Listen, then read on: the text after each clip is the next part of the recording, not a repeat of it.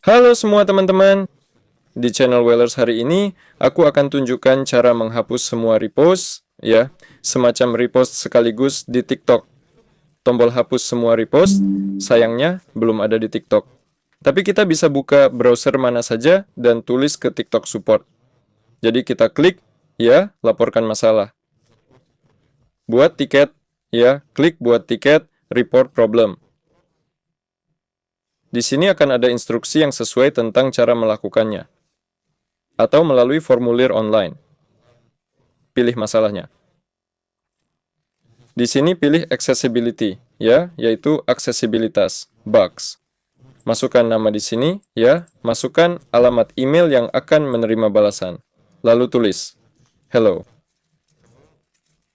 I have many reposts, and I want to delete them all.